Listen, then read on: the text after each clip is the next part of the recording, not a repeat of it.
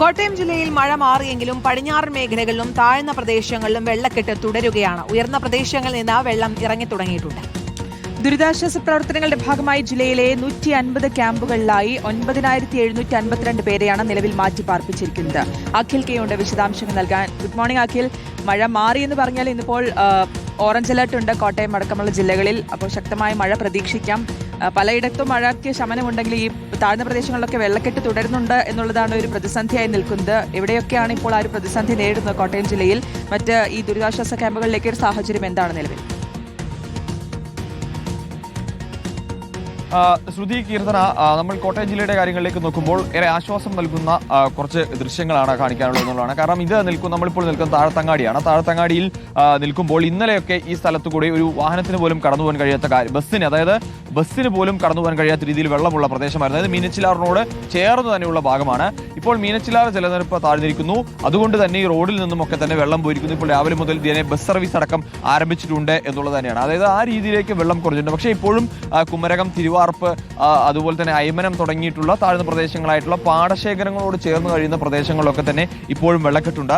ഇറഞ്ഞാൽ ഭാഗത്ത് വെള്ളം കഴിഞ്ഞ ദിവസം നമുക്കറിയാം വലിയ രീതിയിൽ വെള്ളമുണ്ടായിരുന്നു. NDRF അടക്കം വലിയ രക്ഷാപ്രവർത്തനം നടത്തുകയും ചെയ്തിരുന്ന പ്രദേശമാണ്. അവിടെ നിന്നൊക്കെ വെള്ളം ഇറങ്ങി തുടങ്ങിയിട്ടുണ്ട് എന്നുള്ളത് തന്നെയാണ്. കാരണം ഇന്നലെ ഒരു ഓറഞ്ച് അലർട്ട് അടക്കം ഉണ്ടായിരുന്നെങ്കിൽ പോലും ഇന്നലെ രാവിലെ ഒരു 10 മണി 11 മണിക്കൊന്നും ശേഷം മഴയെ പെയ്തിട്ടില്ല എന്ന് പറയേണ്ടി വരും. ഇന്നലെ പിന്നീട് മഴ പെയ്യുന്നത് രാത്രിയിലാണ് എന്നുള്ളതാണ്. അതായത് സാധാരണ ഒരു പകൽ സമയങ്ങളിൽ പോലെ അല്ലെങ്കിൽ ഒരു വേനൽക്കാലത്ത് ഉണ്ടാകുന്ന പോലുള്ള ഒരു ക്ലൈമറ്റിലേക്ക് കാര്യങ്ങൾ മാറിയിരുന്നു. പിന്നീട് ഒരു 10 മണിയോട് കൂടിയാണ് രാത്രി വേണം പിന്നെ മഴ പെയ്ത് തുടങ്ങുന്നത് എന്നുള്ളതാണ്. നമ്മളിപ്പോൾ ഈ വരുന്ന സ്ഥലം ഒരുപക്ഷെ നമ്മൾ ആദ്യ ദിവസങ്ങളിൽ ഒരു വാർത്ത റിപ്പോർട്ട് ചെയ്തിരുന്ന ഒരു സ്ഥലമാണ്. ഈ റോഡ് ഒരു കോളനിയിലേക്ക് കയറി പോകുന്ന ഒരു ഭാഗമാണ്, അറുപുഴ ഭാഗമാണ്. ഇവിടെ നിന്നും കുത്തിയൊലിച്ച് വലിയ തോതിൽ വെള്ളം കയറിപ്പോരുന്ന ഒരു തോടിന് സമാനമായി പ്രവർത്തിച്ചിരുന്ന ഒരു പ്രദേശമാണ്. പക്ഷേ ഇപ്പോൾ ഇവിടുത്തെ കാഴ്ച എന്ന് പറയുന്നത് വെള്ളം വലിയ തോതിൽ തന്നെ കുറഞ്ഞിരിക്കുന്നു എന്നുള്ളതാണ്. നമ്മുടെ അരയോളമൊക്കെ വെള്ളമുണ്ടായിരുന്ന ഈ ഭാഗത്ത് ഇപ്പോൾ കാൽപാദത്തിന്റെ അളവിലേക്ക് മാത്രമാണ് എന്നുള്ളതാണ്. പക്ഷേ ഇനി ഇതിന്റെ ദുരിതം എന്ന് പറയുന്നത് ഈ വീട്ടിലേക്കും ഇതിന് മുന്നോട്ട് പോകുന്ന വീട്ടിലേക്കും ഒക്കെ തന്നെ വലിയ തോതിൽ വെള്ളം ഇരച്ചു കയറിയിരുന്നതാണ്. ആ വെള്ളമൊക്കെ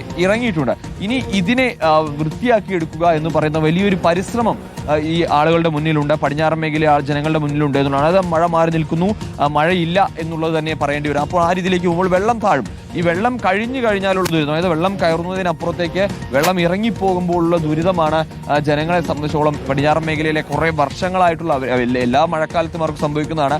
ഇത്തവണ ഈ കിഴക്കൻ മേഖല ഈരാറ്റുപേട്ടയ്ക്ക് മുകളിലുള്ള തീക്കോയ് ഭാഗത്തൊക്കെ ഉണ്ടായ ഉരുൾപൊട്ടൽ, ആ ഉരുൾപൊട്ടലാണ് ഇത്ര വലിയ പ്രളയത്തിലേക്ക് ഈ പടിഞ്ഞാറൻ മേഖലയെ കൊണ്ടുചെന്ന് എത്തിച്ചത് എന്നുള്ളതാണ്. അപ്പോൾ അവർക്ക് ഇനിയാണ് ദുരിതം എന്ന് പറയുന്നത്. കാരണം വീടിന്റെ ഉള്ളിലേക്ക് കയറിയ വെള്ളമൊക്കെ ഇറങ്ങിപ്പോകുമ്പോൾ അത് വൃത്തിയാക്കി എടുക്കുക എന്ന വലിയ പരിശ്രമം അവർക്ക് മുന്നിലുണ്ട് എന്നുള്ളത് തന്നെയാണ്.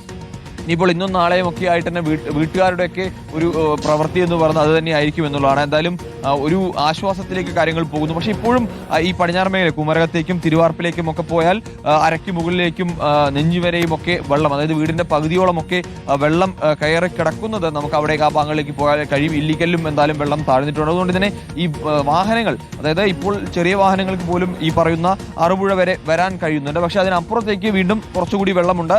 അവിടേക്ക് ഇനിയും വെള്ളം ഇറങ്ങേണ്ടതുണ്ട് എന്നുള്ളത് തന്നെയാണ്.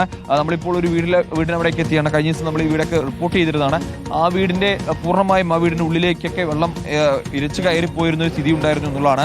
ഇവിടെ ഒരു കിണറുണ്ട്. അതായത് ഈ കിണറൊന്നും ഇനി തേവാതെയോ മറ്റും ഉപയോഗിക്കാൻ കഴിയില്ല എന്നുള്ളതാണ്. കാരണം ഇതിനുള്ളിൽ മൊത്തം ഈ ഒഴുക്കുവെള്ളം, അതായത് ഇപ്പോൾ ഈ കലങ്ങി വന്നിട്ടുള്ള പല ഭാഗത്തും വന്നിട്ടുള്ള കടിഞ്ഞുകൂടിയിട്ടുള്ള ഈ നമുക്കിവിടെ കാണാൻ സാധിക്കും. കിണർ നിറഞ്ഞ് ഏകദേശം എത്തിയിട്ടുണ്ട് എന്നുള്ളത് തന്നെയാണ്. ഇത്രത്തോളം വെള്ളമുണ്ട്. പക്ഷേ ആ വെള്ളം ഉപയോഗിക്കാൻ കഴിയില്ല. അതായത് ഇനി പൂർണ്ണമായും ഇത് തേകി വൃത്തിയാക്കിയാൽ മാത്രമാണ് ആ വെള്ളം കുടിക്കാനായി ഉപയോഗിക്കാൻ കഴിയൂ എന്നുള്ളതാണ്. കാരണം ഈ വെള്ളം മൊത്തം മലിനമായ ജലം മുഴുവനായിട്ടും അതൊരു മലിനജലം കെട്ടിക്കിടക്കുന്ന ഒരു സ്ഥലമായി മാത്രം മാറിയിട്ടുണ്ട് എന്നുള്ളതാണ് ഇതിന്റെ വസ്തുത. കോട്ടയം ജില്ലയിലെ സാഹചര്യമാണ് അഖിൽ വിശദീകരിക്കുന്നത്. വെള്ളം കയറിയ ഉയർന്ന പ്രദേശങ്ങളിൽ നിന്നൊക്കെ ഇറങ്ങി തുടങ്ങുന്നുണ്ട്. താഴ്ന്ന പ്രദേശങ്ങളിലാണ് വെള്ളക്കെട്ട് ഇപ്പോഴും രൂക്ഷമായി തുടരുന്നത്. എന്തായാലും ഇന്നിപ്പോൾ വീണ്ടും ശക്തമായ മഴയ്ക്ക് സാധ്യതയുണ്ട് വരും 3 ദിവസങ്ങളിലും എന്നുകൂടിയുള്ളതാണ്. അഖിൽ കെയാണ് കോട്ടയത്ത് നിന്ന് വിശദാംശങ്ങൾ നൽകിയത്.